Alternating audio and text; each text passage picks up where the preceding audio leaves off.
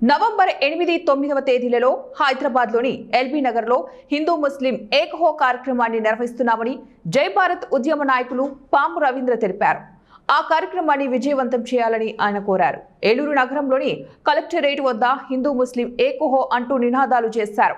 ఈ సందర్భంగా పాము రవీంద్ర మాట్లాడుతూ దేశంలోనూ రాష్ట్రంలోనూ మతోన్మాద శక్తులను అరికట్టాలన్నారు. ఈ మేరకు హైదరాబాద్లో నిర్వహించే హిందూ ముస్లిం సమ్మేళనాన్ని జయప్రదం చేయాలని ప్రజలకు విజ్ఞప్తి చేశారు.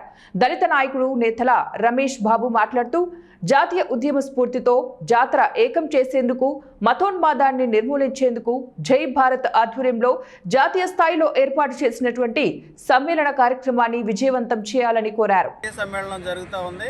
ప్రతి ఒక్కరిని కూడా ఈ కార్యక్రమంలో భాగస్వాములు కావడానికి హిందూ ముస్లిం ఐక్యత కోసం, అదేవిధంగా భారతదేశంలో ఉన్న మతోన్మాదాన్ని అన్ని మతాల్లో ఉన్న మతోన్మాదాన్ని ఓన్లీ హిందూ మతంలోనో ఇస్లాం మతంలోనో క్రైస్తవ మతంలోనే కాదు, అన్ని మతాల్లో భారతదేశంలో మనిషికి ఒక మతం ఉంటుంది, అలాగే మనిషికి ఒక సాంప్రదాయం ఉంటుంది, అలాగే మన కిలోమీటర్కి అర కిలోమీటర్ కూడా సంస్కృతి సాంప్రదాయాలు మారిపోతూ ఉంటాయి.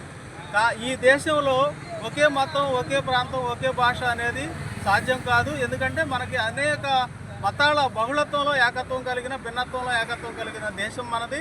కాబట్టి సమైక్యతను చాటుకోవడానికి హిందూ ముస్లిం ఐక్యవేదిక, అదేవిధంగా మతాల్లో ఉన్న మతోన్మాదాన్ని ఎలా తొలగించుకోవాలనే వాటి మీద చర్చా కార్యక్రమాలు, అదేవిధంగా సభ కూడా నిర్వహించడం జరుగుతుంది.